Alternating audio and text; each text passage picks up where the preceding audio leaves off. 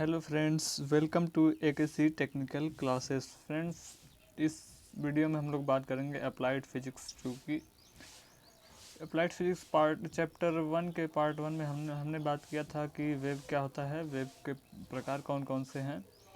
तो फ्रेंड्स, उसमें हम लोगों ने देखा था कि जो तरंग जिस माध्यम में चलती है उसके कण अपने माध्य स्थिति के सापेक्ष सरल आवर्त गति करते हैं, यानी कि ऊपर नीचे गति करते हैं। तो आज हम लोग उसी सरल आवर्त गति के बारे में बात करेंगे कि सरल आवर्त गति आखिर होती क्या है।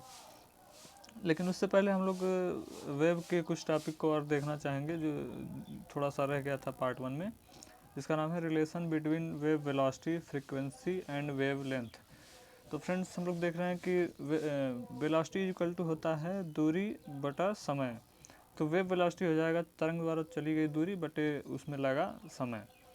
तो हम लोग जानते हैं कि एक आवर्त काल में तरंग द्वारा चली गई दूरी तरंग दैर्घ्य कहलाती है, यानी कि अगर t समय में t अगर आवर्तकाल है तो तरंग द्वारा चली गई दूरी जो होगी तरंग दैर्घ्य है, जिसको लैम्डा कहते हैं।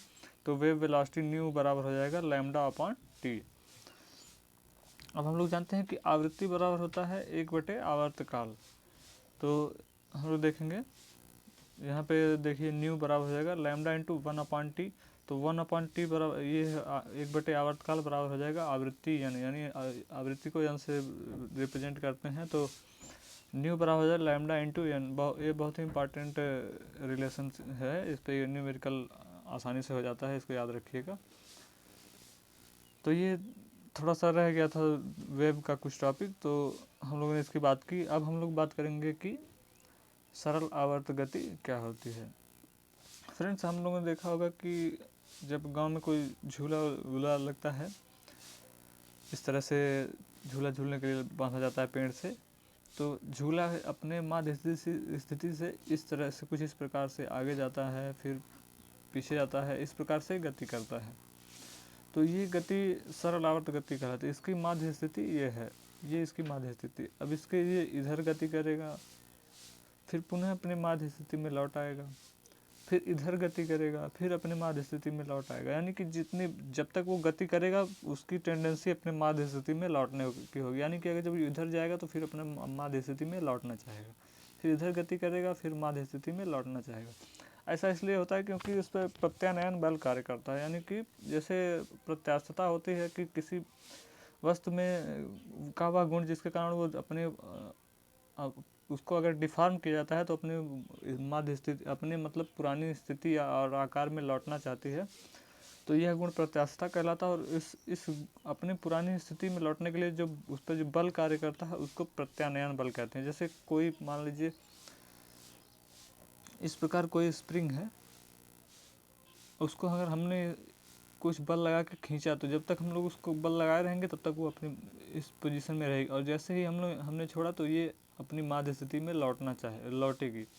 तो जब तक हम लोग प्रत्यानयन से अधिक बल लगाए रहेंगे प्रत्यानयन बल से, तब तक वो खींची रहेगी, यानी कि उसकी लंबाई बढ़ी रहेगी। और जैसे ही हम लोग वो प्रत्यानयन बल से कम बल लगाएंगे तो वो अपनी पुरानी शेप में लौटेगी और पुरानी स्थिति में लौट आएगी। तो इस बल को प्रत्यानयन बल कहते हैं। प्रत्यानयन की बल की दिशा जो होती है वो हमारे द्वारा जो लगाया गया बल होता है उसके विपरीत दिशा में होती है। तो हम लोग देखेंगे कि इसकी डेफिनेशन क्या है सरल आवर्त गति की। देखिए फ्रेंड, जब कोई कण या पिंड अपनी माध्य स्थिति के इधर उधर एक सरल रेखा में गति करता है तो इस प्रकार की गति को सरल आवर्त गति कहते हैं। एग्जाम्पल है जैसे पेंडुलम की गति हो गया, झूला हो गया। पेंडुलम भी झूले की तरह होता है, जैसे घड़ी में पेंडुलम लगा होता है कुछ इस प्रकार से, और वो अपनी माध्य स्थिति से इस दिशा में इस प्रकार गति करता है। तो ये इसकी गति भी सरल आवर्त गति कहलाती है।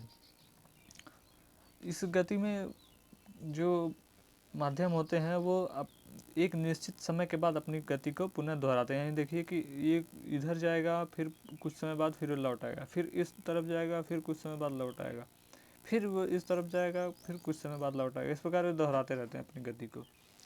और फ्रेंड्स अगर फ्रिक्शन को शून्य कर दिया जाए तो ये एक बार अगर इन्हें ये गति करना शुरू करेंगे तो ये हमेशा ये गति करते रहेंगे। यानी कि अगर फ्रिक्शन है तो ये कुछ समय बाद फिर अपनी माध्य स्थिति में आके यहाँ पे रुक जाते हैं। लेकिन अगर फ्रिक्शन ना हो, यानी कि वायु में जो फ्रिक्शन होता है उसके कारण इनकी गति धीरे धीरे कम होते होते ये अपनी माध्य स्थिति में आके रुक जाते हैं।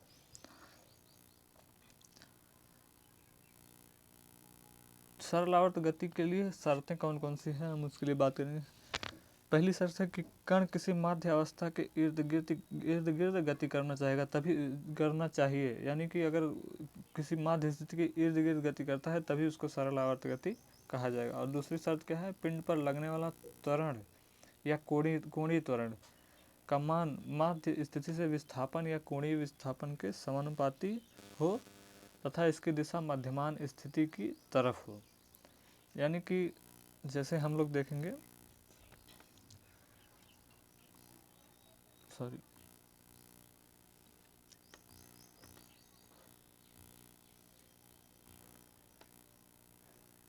मान लीजिए ये कोई स्प्रिंग है और इससे कोई पिंड इस तरह से बंधा हुआ है और ये किसी प्लेटफॉर्म पे रखा हुआ है इस तरह से। तो हम इसके मान लीजिए इसका द्रव्यमान m है और इसको अगर इस तरह से खींचा जाता है बल लगा के, मान लीजिए खींचने पे ये बढ़ के कुछ इस तरह से इतना बढ़ के यहाँ तक पहुँच जाता है। तो ये जो विस्थापन हुआ यहाँ से यहाँ तक का जो विस्थापन हुआ ये रेखीय विस्थापन होता है। तो हम लोग वही बात करेंगे अब इस डेफिनेशन में, शर्त में देखिए, पिंड पर लगने वाला त्वरण या कोणीय त्वरण, जब रेखीय विस्थापन होगा तो उसमें जो त्वरण कार्य करता है उसको रेखीय त्वरण या फिर सामान्य भाषा में त्वरण ही कहते हैं। और कोणीय त्वरण कब होता है और कोणीय विस्थापन कब होता है उसकी बात करेंगे। जैसे ये जो झूला है, झूला देखेंगे हम कि ये अगर पेड़ को कोई अक्ष मान लें तो उससे बंधा हुआ है, ये कोई अक्ष है, तो इसके सापेक्ष जो इधर उधर गति हो रही है तो इस तरह की गति कोणीय गति कहलाती है। और इसमें जो विस्थापन होगा उस विस्थापन को कोणीय विस्थापन कहते हैं।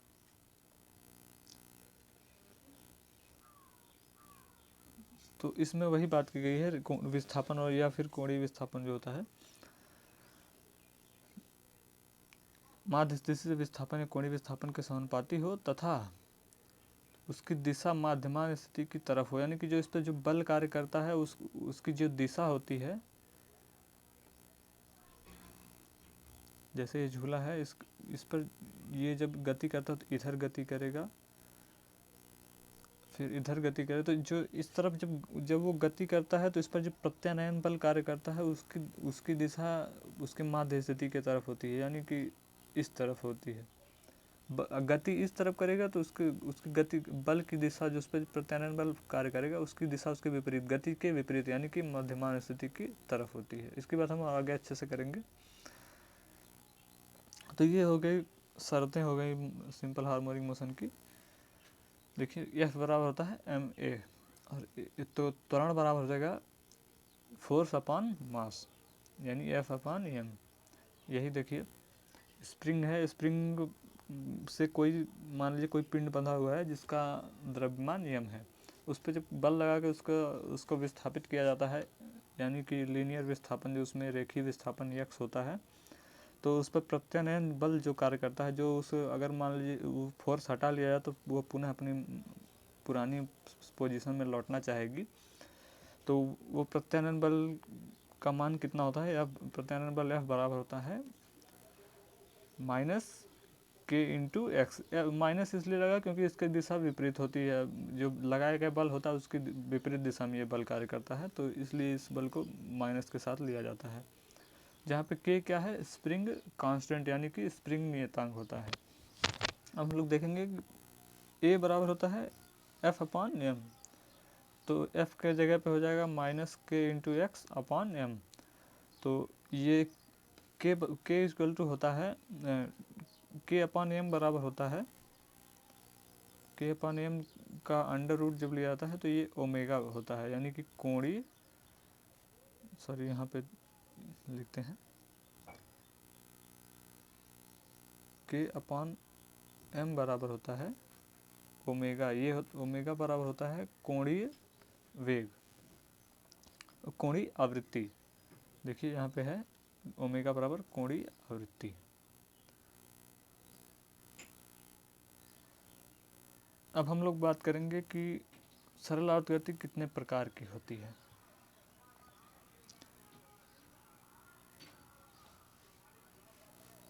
सरल आवर्त गति की प्रकार की बात करेंगे। ये दो प्रकार की होती है, रेखीय सरल आवर्त गति, कोणीय सरल आवर्त गति। पहले हम लोग बात करेंगे कि रेखीय सरल आवर्त गति क्या होती है।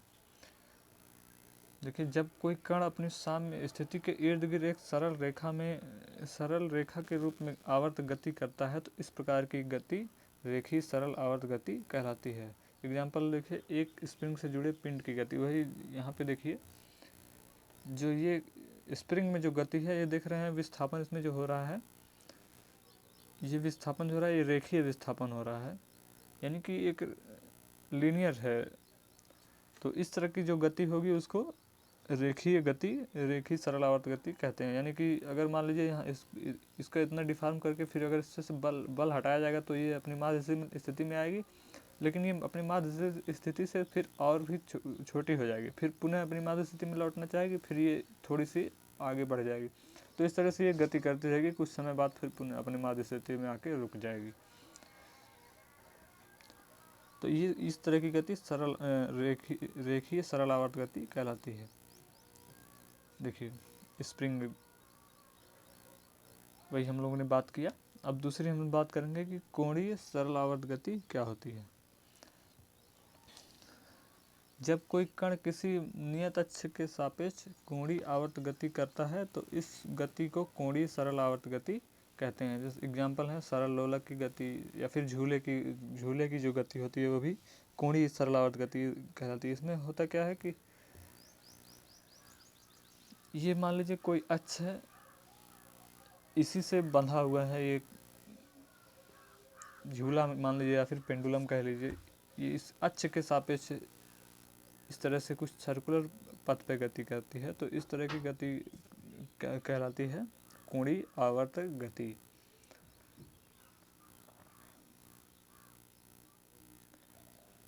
देखिए, इसमें मान लीजिए जैसे ये लोलक है, इसकी लंबाई L है, तो जब ये इसका कोई अक्ष है, मान लीजिए ये किसी अक्ष से बंधा हुआ है, इस तरह से इस पे बंधा हुआ है, तो इससे जब ये गति यहाँ से अपना गति शुरू करता है, यहाँ तक पहुँचा, ये अपनी इस अक्ष से माध्य स्थिति को देखिए कुछ कोण बनाता है, तो इसी कारण इस गति को कोणीय आवर्त गति कहते हैं। और जो आप देख रहे हैं कि इसका जो द्रव्यमान है वो भार जो है इसके नीचे की तरफ कार्य करेगा। जो ये पिंड लोलक से बंधा हुआ है, जो ये नीचे इसका पिंड है पेंडुलम का, द्रव्यमान जो है वो mg है, तो ये नीचे की तरफ कार्य करता है। तो अगर हम इसको तोड़ें, इसके घटकों में तोड़ दें, तो देखेंगे कि जो आप जानते हैं कि जिस तरफ थीटा होता है उस तरफ cos थीटा लिया जाता है, तो mg इस तरफ कार्य करेगा mg cos थीटा, और ये कार्य करेगा mg sin थीटा, ये प्रत्यानयन बल होगा। इसी के कारण कण अपनी माध्य स्थिति में वापस आना चाहेगा, तो ये mg cos थीटा के कारण कण अपनी माध्य स्थिति में आना चाहेगा, फिर ये इस तरफ जाएगा, फिर mg sin थीटा के कारण तो mg sin थीटा के कारण ये पुनः अपनी माध्य स्थिति में लौटना चाहेगा। फ्रेंड्स, ये थी सरल आवर्त गति के बारे में हमने बात की। अभी सरल आवर्त गति के बारे में और बात करेंगे अगले वीडियो में। अगर वीडियो पसंद आया हो तो लाइक करिए, और अगर कोई प्रॉब्लम हो तो प्लीज़ कमेंट करके बताइए, हम उस प्रॉब्लम को दूर करेंगे। और अगर फ्रेंड्स आपको किसी भी सब्जेक्ट की PDF चाहिए तो आप हमारा टेलीग्राम चैनल ज्वाइन कर सकते हैं, वहाँ से आपको सारे सब्जेक्ट के बुक की PDF मिल जाएगी। और उसकी लिंक हम डिस्क्रिप्शन बॉक्स में दिए हैं, वहाँ से जाके आप टेलीग्राम से जुड़ सकते हैं। तब तक अगली वीडियो में हम लोग इसके बारे में और भी डिटेल में बात करेंगे। तब तक के लिए धन्यवाद।